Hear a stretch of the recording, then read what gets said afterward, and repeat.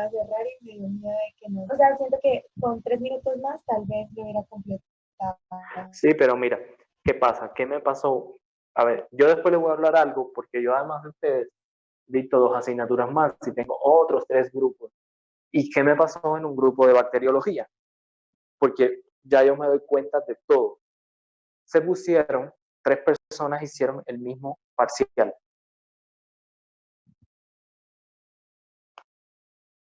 O sea, que hicieron fraude, se sentaron juntos, yo no sabía que ellos estaban juntos, pero yo me di cuenta, porque las respuestas y todo, me hago entender. Entonces, si les doy mucho tiempo, hacen eso, o se buscan los señalamientos en Atlas.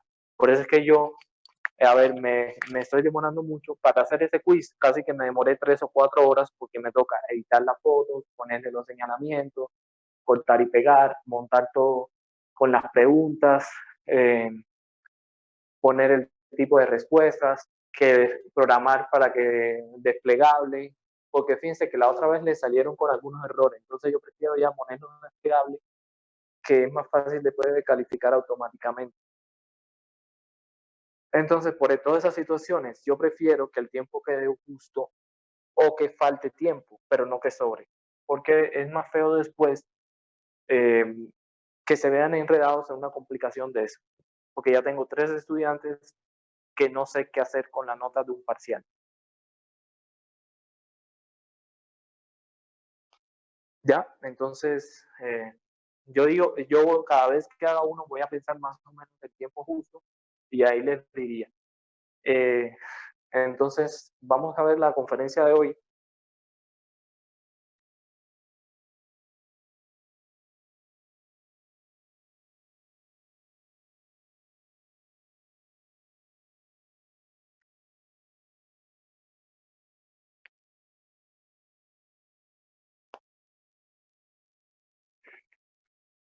Entonces, nada, yo lo que les pido es que cuando tengan ese tipo de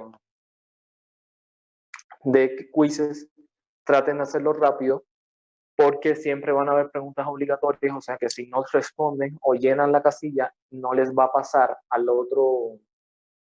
no les va a pasar a la otra pregunta.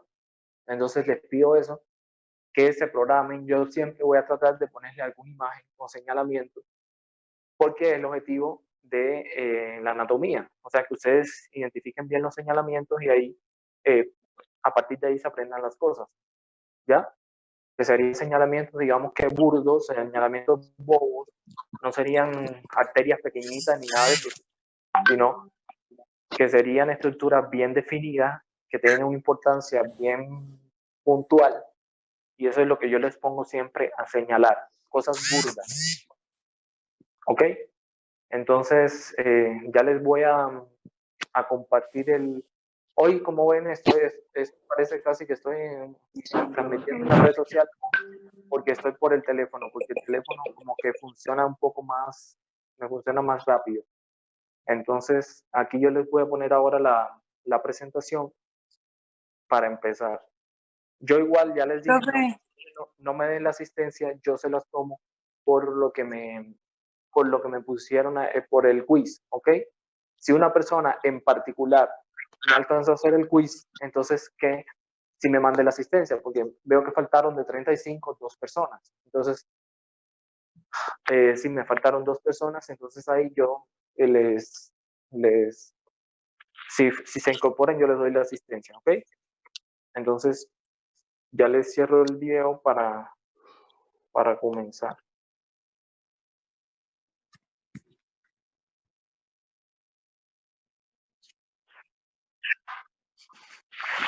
Entonces, lo que les estaba comentando, que yo voy a ver si ustedes me pueden ayudar en algún tema de la semana, que ustedes también lo preparen y lo hagamos en forma de taller. Porque, no sé, ustedes saben por dónde andan los demás grupos.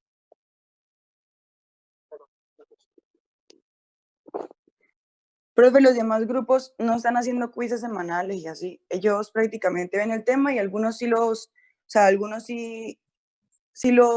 les colocan quiz, pero hay otras veces que no. Ok, no, pero profe, lo que pasa es ¿por qué que tema va? En los otros grupos también están colocando trabajos, por lo menos en el D llevan trabajos y quizzes.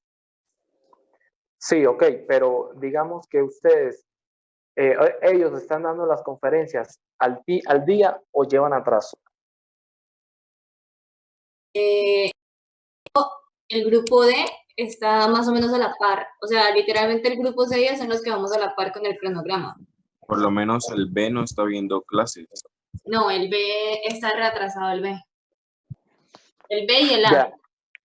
¿Y quién le da clase a esos grupos? Es un profesor. Sí, el doctor Daniel. Ok, Pero, profe, el grupo B ya está bien porque ayer estaban viendo columna. ¿Sí?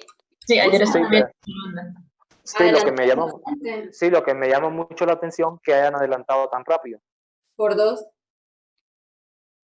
Sí, o sea, súper rápido. Entonces yo lo que quisiera ver, no sé si el tema de columna o algo, ustedes lo preparen y me lo expongan y hagamos como un intercambio. Porque yo sé que a ustedes les gustan mucho las diapositivas y eso, pero una diapositiva con tantas cosas me es imposible prácticamente hacer a diario, porque además de eso tengo que dar más conferencias a otros grupos y prepararle evaluación a otros grupos. Entonces, con la virtualidad, como que al preparar un quiz a veces me demoro 2 horas. Entonces, yo les diría, o si no, haríamos un trabajo para un tema. Ustedes me dicen. Sí, profe, yo estoy de acuerdo con esa metodología, me parece bien. Sí, pues entonces yo me programaría con ustedes, igual no tengo todavía conocimientos de si vayamos a hacer el quiz el parcial la semana que viene. Eso depende también de si levantan la cuarentena, de lo que vayan a hacer los otros grupos, ¿ya? Entonces yo hablaría con el profesor principal y con los demás también y me pondría de acuerdo. Entonces, por esas cosas que les estaba comentando, yo lo que hice hoy fue la misma conferencia que les iba a dar ayer, que es de cavidad bucal. ¿Ya? Entonces, sí, 11 de mayo por ahora, eso parece. Entonces, vamos a ver lo que es cavidad bucal. Específicamente, la cavidad bucal es una cavidad que va a tener dimensiones variables. Estas dimensiones variables van a estar en relación con los movimientos mandibulares y sus paredes. Recuerden que sus paredes están en relación también con las mejillas y esas mejillas son movibles, al igual que la mandíbula. Comunica con el exterior por el orificio de la boca y hacia atrás por el istmo de las fauces. Contiene además los dientes, que recuerden que los dientes están en forma de 2 arqueadas dentales, una inferior y otra superior. Tiene además lengua y estos arcos dentales dividen a la cavidad en 2 partes. Entonces tendríamos una primera parte que sería el vestíbulo bucal, que es este que vemos acá en verde, y una segunda parte que sería la cavidad bucal propiamente dicha, que es toda esta zona que vemos aquí en rosado.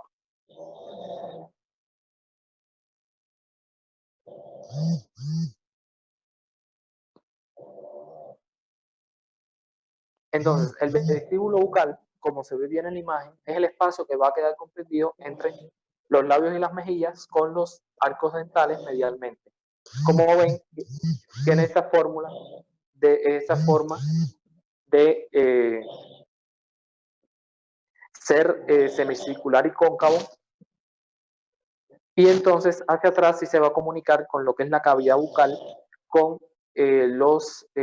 por detrás de los últimos molares, aunque pudiera haber también algún espacio entre los dientes.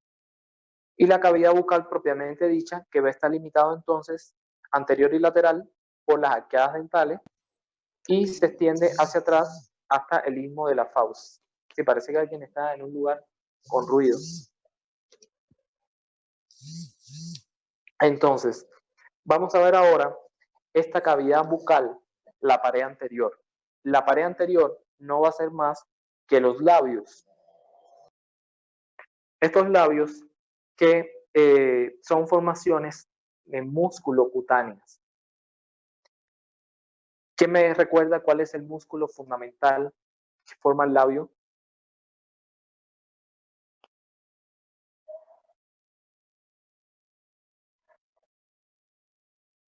O sea, alrededor.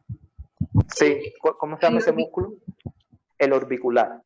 Entonces, ese orbicular es el que básicamente forma la estructura muscular de los labios.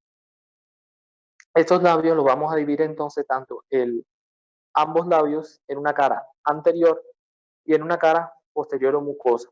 Fíjense que en la cara anterior, estos labios lo que van a tener es una piel que va a tener, va a tener anexos. ¿Cuáles son los anexos de la piel? Van a ser los pelos, las glándulas sebáceas y las glándulas sudoríparas. Fíjense entonces que ya más hacia abajo de esa piel con anexo, lo que tiene es una piel que es mucosa, que es lo que vemos un poco más rojo que propiamente nosotros le decimos los labios.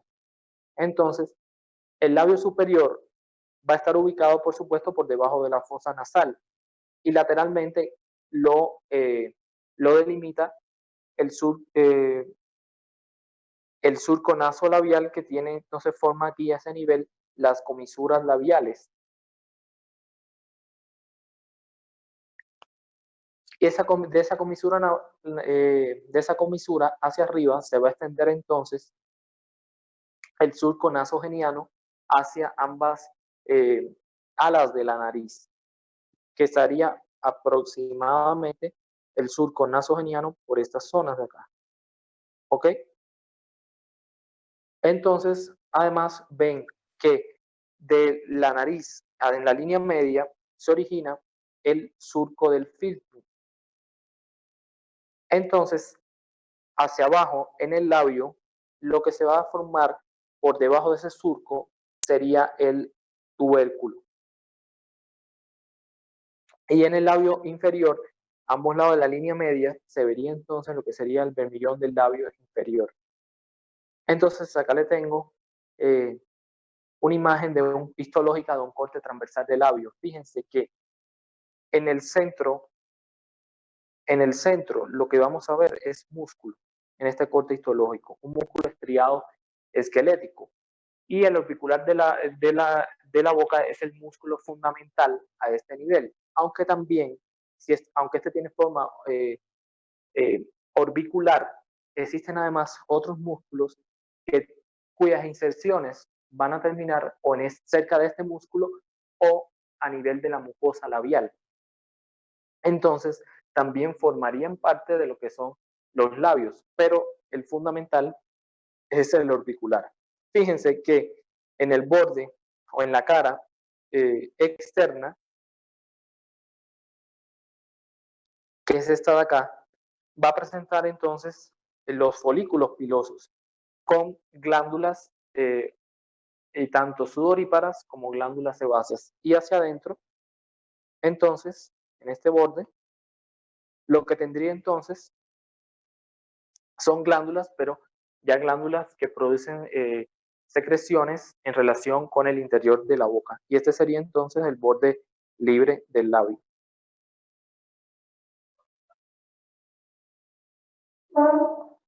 Entonces, los labios, la irrigación que tienen fundamentalmente es a partir de las arterias labiales que se originan a partir de las arterias faciales. Fíjense que vienen desde el lugar de la comisura y se van a unir en la línea media. Y aquí en esta línea media se anastomosan. Aunque también van a existir otras arterias accesorias como las arterias infraorbitarias, la facial transversa y la submentoniana. Pero esas dos que les comenté, que se unen en la línea media, son las más importantes o las principales. Además de esto, el drenaje ocurre a partir de la vena facial, aunque también pudiera haber cierto drenaje a partir de las venas submentonianas. Los vasos linfáticos del labio inferior contornean las comisuras y son drenados a los ganglios linfáticos mandibulares, mientras que el labio inferior se drena a los ganglios linfáticos submandibulares o por los submentonianos. Entonces, esto tiene relativamente importancia. ¿Por qué es importante conocer el drenaje? Porque en muchas ocasiones esta zona del labio no tiene melanina, entonces no está protegida de las radiaciones solares. Y es una zona donde pueden aparecer en las personas que tienen una exposición a radiaciones solares, una zona que pueden aparecer cánceres, sobre todo en el labio inferior, por la posición del sol, y entonces produciría adenopatías en estas cadenas ganglionares. Ahora, los labios además, los nervios motores, como todos sabemos, en la musculatura facial va a estar inervada por el facial, aunque también va a tener la sensibilidad, va a provenir del trigémino, ya sea a partir de el maxilar, el nervio infraorbitario, o mandibular del nervio mentoniano, que sería, aquí está pequeñito, al menos mi celular, sería aquí, del mentoniano y del infraorbitario, este de acá.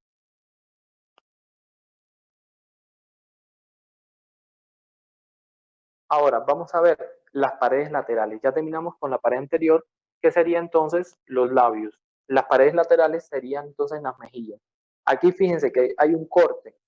Sin tener que leer completamente el texto, nosotros nos damos cuenta en esta posición de acá, que en esas mejillas además van a tener entonces por fuera una piel con folículos pilosos. Además, glándulas sudoríparas y glándulas sebáceas. Pero inmediatamente por debajo va a tener entonces tejido celular subcutáneo, y específicamente aquí a nivel de las mejillas va a haber entonces ese tejido celular subcutáneo, tejido adiposo, que se va a llamar la bolsa adiposa de Bichat. Esa bolsa adiposa, no sé si ustedes han visto que las personas ahora estéticamente se las operan y quedan con las mejillas más finas, que el proceso se llama bichectomía, y específicamente es retirar con láser o a cielo abierto, retirar esa bolsa adiposa. Inmediatamente hacia mediano queda entonces la capa muscular.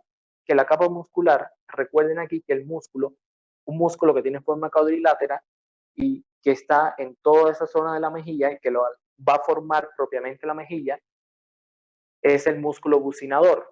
Este músculo es el que impide que la mejilla se mueva cuando nosotros respiramos, porque es el que le da realmente la forma a la mejilla. Y más hacia adentro, en la mucosa, lo que va a haber es la mucosa que tapiza el interior de la cavidad bucal. Y a ese nivel pudieran haber también algunas glándulas.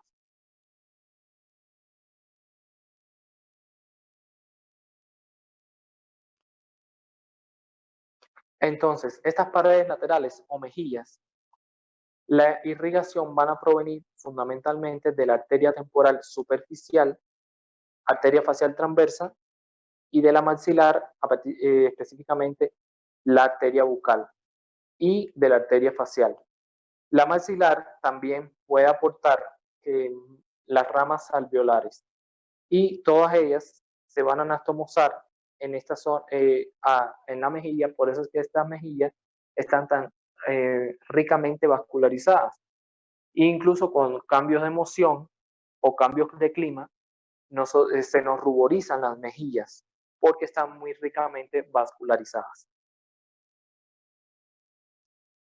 Ahora, las venas, el drenaje, como la mayoría de toda la zona esta de la cara, va a drenar a partir de la vena facial, aunque también a través de la vena temporal superficial,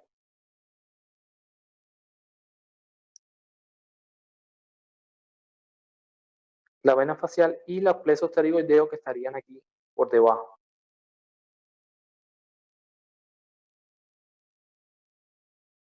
Ahora, el drenaje linfático va a tener toda una red cutánea y mucosa. y se van a drenar a partir de los ganglios linfáticos submandibulares y los parotidios superficiales, aunque también pudiera tener cierto drenaje a nivel cervical. Que aquí se los están con colores, después los pueden buscar. Ahora, los nervios motores se originan aquí, por supuesto, del nervio facial, porque recuerden que la mejilla, lo que tiene igual es la musculatura mímica o la musculatura facial. Y existen además los ramos del trigémino son los que van a proporcionar aquí la inervación sensitiva. Por ejemplo, el nervio bucal del mandibular y los ramos de nervio infraorbitario del maxilar.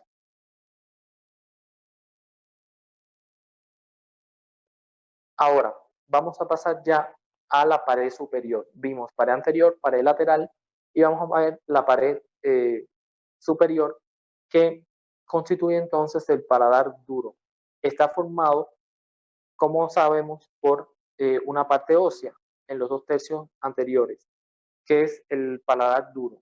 Y ya hacia atrás lo que vendría siendo el paladar blando, aunque ese paladar blando realmente constituye la pared posterior. Los huesos que lo forman va a estar dado por la apófisis palatina de los maxilares y las láminas horizontales de los palatinos. Y va a estar entonces recubierta por una mucosa, aunque esta mucosa va a tener glándulas.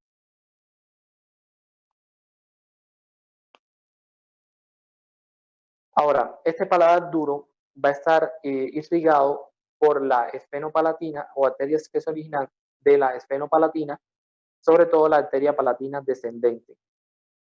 Como mismo las otras estructuras que habíamos visto, las venas van a drenar en el plexo pterigoideo o las venas de la mucosa nasal a partir del conducto incisivo.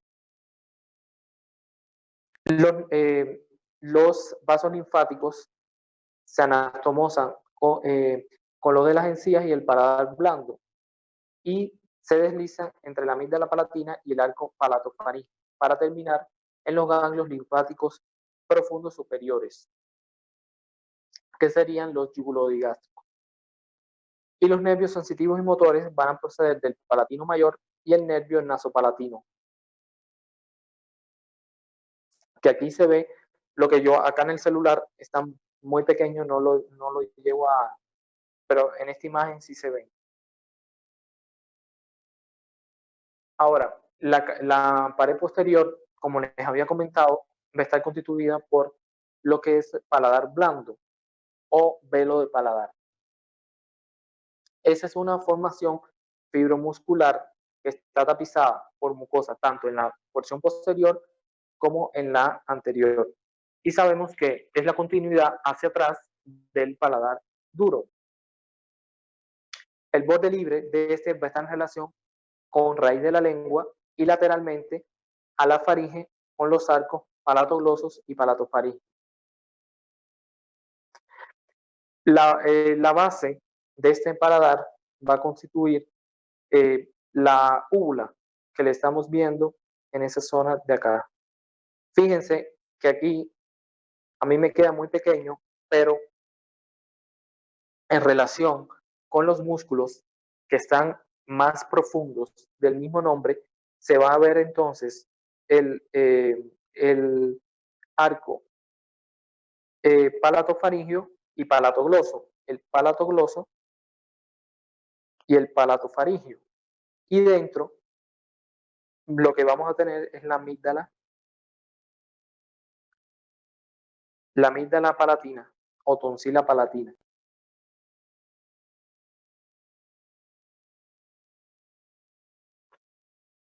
Entonces, continuando con este paladar blando, va a estar constituido por un armazón aponeurótico, el aparato muscular y el revestimiento mucoso, que es tanto por atrás como por delante.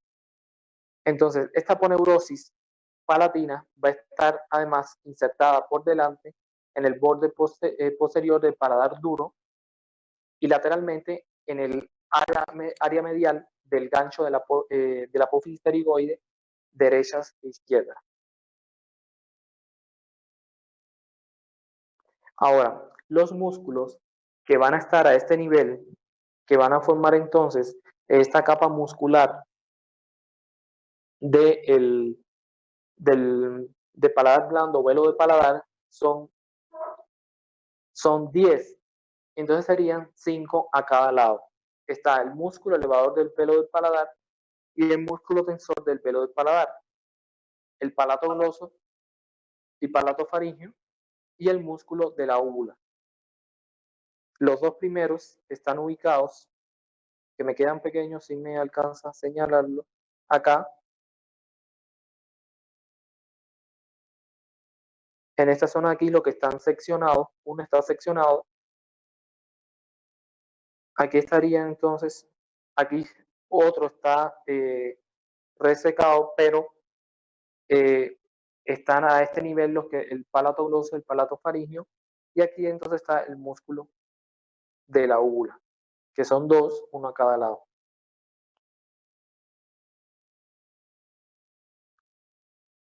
A ver, específicamente, el velo tensor del velo del el músculo tensor del velo del paladar, su origen está en la fosa escafoidea del hueso esfenoide, aunque también tiene una parte fibrosa en la parte fibrosa de la trompa auditiva y en la espina del esfenoide, y se inserta entonces en la aponeurosis palatina. Él va a estar inervado por el nervio mandibular, o sea, la tercera rama del trigémino, a través del ramo del músculo pterigoideo medial. Mientras que el elevador del velo del paladar, su origen va a estar en la parte petrosa del hueso temporal y se inserta en la superficie superior de la aponeurosis palatina. Ahora, exceptuando el tensor del velo del paladar, que lo inerva las ramas motoras del trigémino, el resto de los músculos van a estar inervados por el vago, o sea, el 10º par craneal, a través del ramo faríngeo al plexo faríngeo. ¿Ok? Entonces, todos los demás, 10º par craneal. Tenemos además, como pueden ver aquí en la imagen, el palato faríngeo que se va a insertar en la superficie superior de la aponeurosis palatina. Tiene su origen y se inserta en la pared faríngea. El palato gloso se inserta en la superficie, pero ahora en la superficie inferior de la aponeurosis palatina. Ese es su origen y se va a insertar en el borde lateral de la lengua. Y el músculo de la úvula, el origen lo tiene en la espina nasal posterior del paladar duro y se inserta en el tejido conectivo de la úvula. Y es el músculo entonces que cuando se contrae eleva la úvula cuando bostezamos, etc. Ahí después la imagen lo pueden precisar con más detalle, lo pueden buscar. Y aquí les dejo entonces este resumen para que de una forma más concreta lo puedan revisar con tiempo. Como les dije, aquí trigémino y el resto, 10º par craneal. ¿Ok?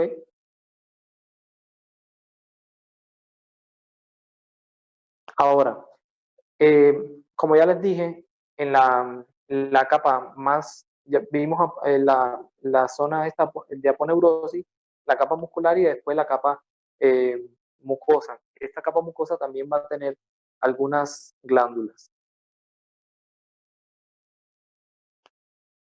Ahora, la pared posterior va a estar irrigada por arterias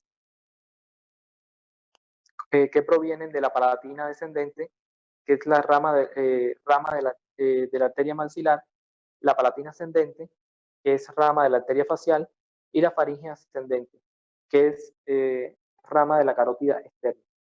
Y las venas, que como ven aquí, drenan hacia el plexo pterigoideo, y las venas de la raíz de la lengua, tributarias de la vena yugular interna. Que ahí, si amplían un poco la imagen, lo pueden precisar bien todas estas estructuras anatómicas. Los vasos linfáticos, a su vez, de esta zona del paladar blando, drenan a los ganglios yugulodigástricos, que estarían aquí a este nivel.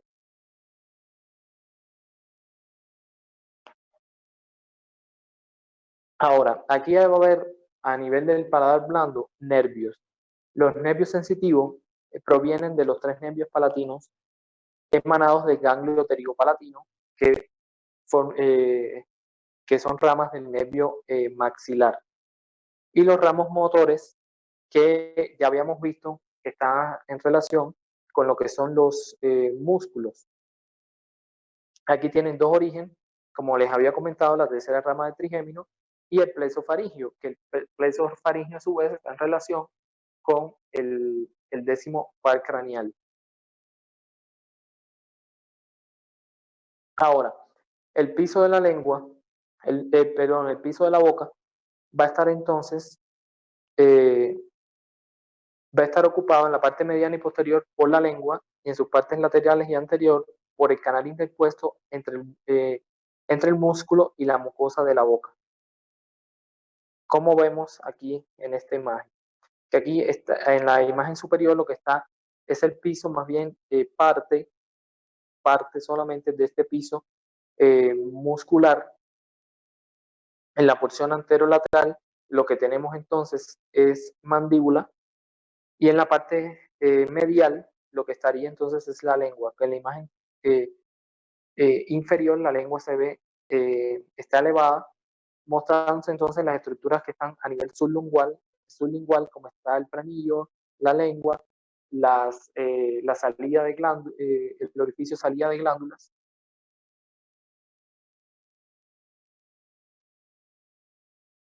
Y aquí les muestro la misma imagen, es como un gráfico y como una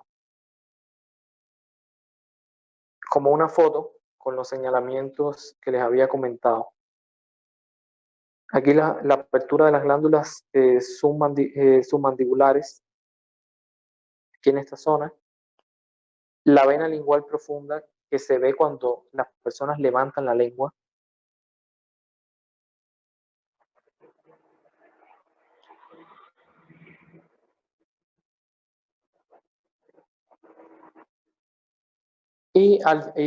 O sea, en este piso de la boca, ¿cuáles son los elementos entonces que están contenidos? Está en la celda sublingual, alrededor de la glándula del mismo nombre. En la celda se encuentra el conducto submandibular, nervios linguales hipoglosos y la arteria sublingual, la vena sublingual y la prolongación anterior de la glándula submandibular. Esos son los contenidos que estarían entonces aquí a nivel del piso.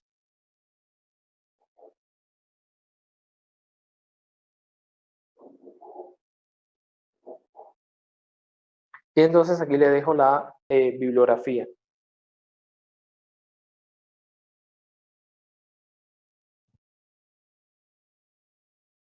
Entonces no sé si yo les comento entonces por el grupo de WhatsApp qué haríamos entonces con las próximas actividades. De todas maneras, mañana sí, yo les voy a dar conferencia. Lo que no sé si nos pondríamos de acuerdo entonces para darle algún tema para que ustedes ya vayan preparando y lo podemos hacer en forma de un taller o una exposición. Entonces, seguimos por el grupo Profe, de WhatsApp.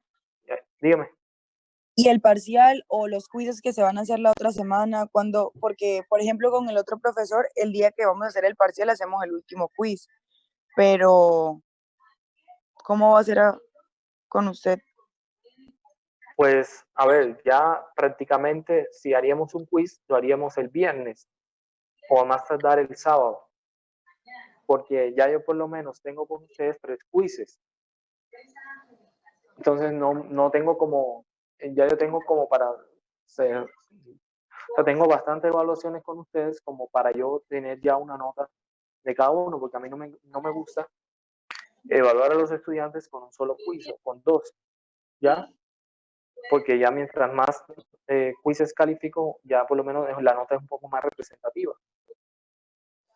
Entonces, en el peor de los casos, no haríamos el quiz y ese contenido pasa a evaluarse directamente a lo que es el parcial. Y el taller que usted dice que quiere que hagamos, ¿eso también sería Eso nota? es, pues no, es que ustedes expongan los temas y lo conversamos, ¿ok? Ustedes preparen una diapositiva, se dividen en grupos y preparan los temas y lo debatimos y ya. Ok, sería ese caso con un solo tema. Ok.